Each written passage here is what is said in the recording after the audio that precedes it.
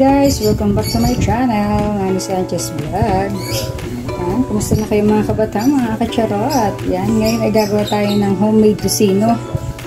Kasi since malapit na magpasukan, so kailangan natin gumawa ng pang-ulam sa kanilang mga para lunch o binalo. So meron ako ditong kasin part. So 1 kilo to. So, pinagayat ko na ng maninipis. Actually, ako na yung nagayat. So, maganda yung may taba-tabaan. Kasi yun. Ito pwede rin yung mga lomo, yung tenderloin, pero puro laman yun sa itong ginamit. Kasin part. So, nasa sa inyo kung anong gusto nyo. Pwede rin siguro yung pigay, kaso medyo malalaki yun. So, ito yung ginamit ko. So, medyo maninipis lang yung hiwa. Mga kabatang, mga kasyarot. So, una natin gagawin sa isang bowl, lagay tayo ng pineapple juice. So, 1 cup ng pineapple juice. Ayan. So, lagyan natin ng 1 cup ng sugar. Ayan, sugar. Sugar. Sugar. And then, lagyan din natin ng 2 teaspoon ng toyo. Ay, dapat yung toyo. Basta yung 2 teaspoon na yun. And then, lagyan din natin siguro mga 1 teaspoon din ng oyster sauce. Ayan. Ayan, oyster sauce. And then, yung ating minced garlic. So, marami din garlic. And then, pwede na natin siyang haluin, no? Wait. So, yan. Sa pineapple juice, itong ginamit ko. Hindi ito sponsored pero baka naman. Del Monte pineapple juice. So, yan. So, mix lang natin itong ating ginawang kanina.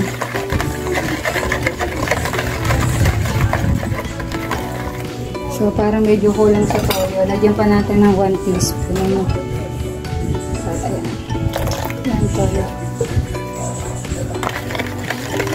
So, mix lang natin ito. Mix. Diba? Gawin nyo rin ito. Kasi malapit na magpasukan.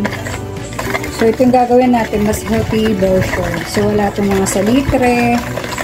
Wala itong food color. Gagamitin ko ay anato seeds. So, wala akong mabili ng powder. So, nag-ano lang ako ng kanina. So, halin lang natin ito mabuti. Ayan. Ipan nga natin ng konti-konti lang.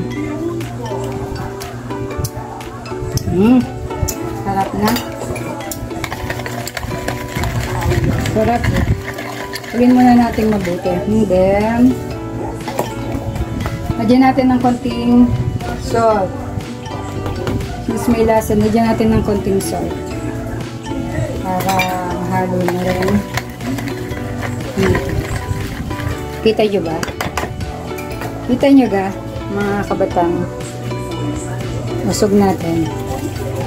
So, yan. Lalagyan na natin yung ating 1 kilo na baboy. So, ito ay kasim part. So, siyempre, gamitin natin ang hand mixer. Gamitin natin ang ating hand mixer. And then, sabi ko nga, para pumula, lagyan natin ng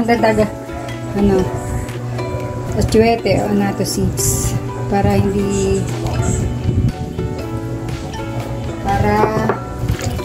wala tayong food color. Kailangan natin haluin mabuti. Nauga ba? So, hanggang ma-mix lahat yung mga ingredients. Especially yung sugar. So, mix well natin to. Mix well. So, halo-halo natin. Halo-halo.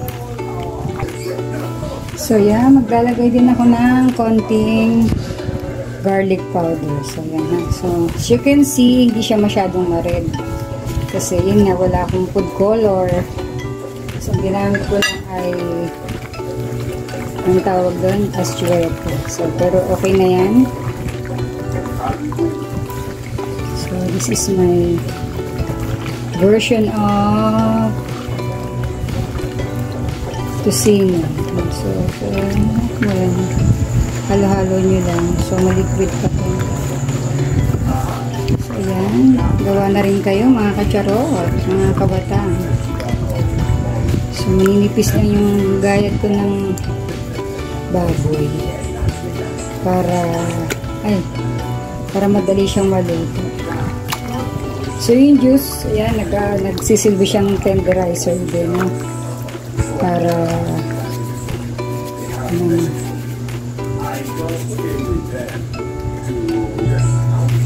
so yan, pagpatuloy lang natin. So lipat ako ng pwesto kasi gumagalaw yung sa baka mahilo kayo. So yan, tuloy nyo lang siyang haluin. So tinikman ko na siya kanina and tamang-tama.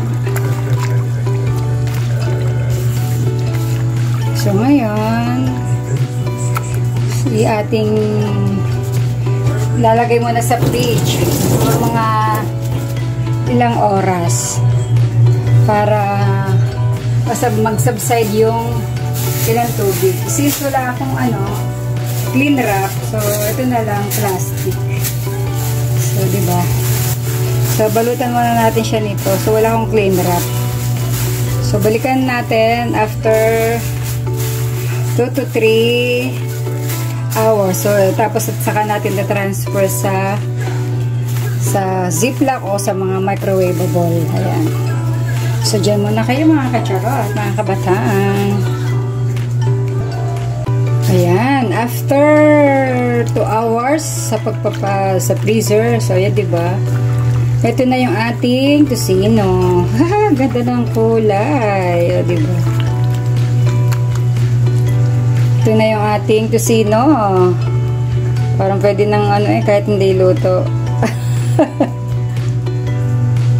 So, yung ating yan. So, ngayon, lalagay na natin sa ating mga Tupperware. Sa ating, dito sa ganito, sa microwavable na container. O kaya naman sa ziplock. So, kung meron kayong ziplock o kahit anong Tupperware dyan, pwede nyo ilagay ang ating tocino. Ang ganda na ng kulay, diba? O, yan. Sana all. Yan, o. So,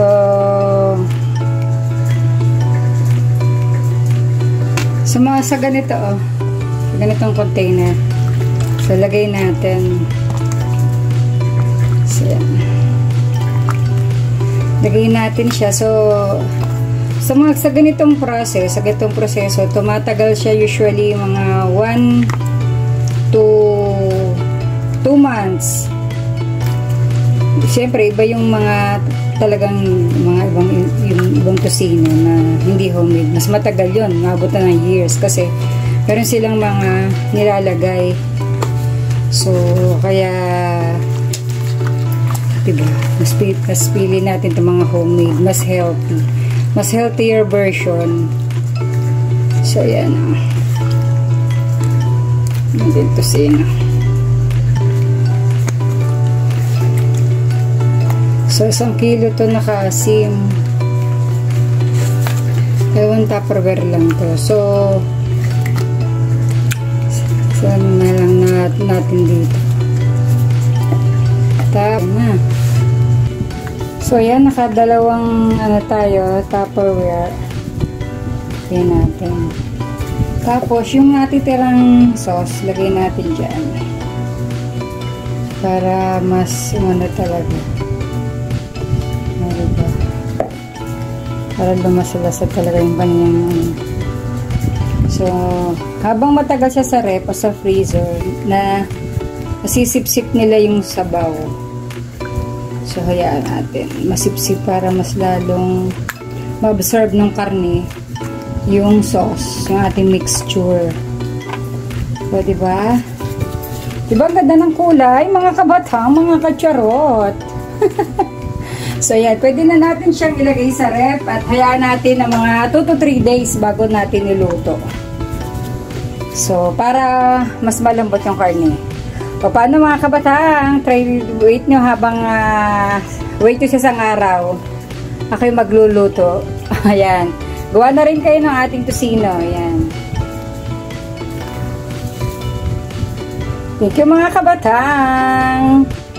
Ayan o. Paano mga kabatang? Huwag niyong kalimutan mag-subscribe sa aking YouTube channel para updated kayo sa aking mga latest videos na i-upload. So, this is my own version of homemade pork tusino. Yan, para sa mga junakis natin ngayong darating na pasukan. Subscribe na! Bye-bye! See you in my next vlog! My homemade tusino.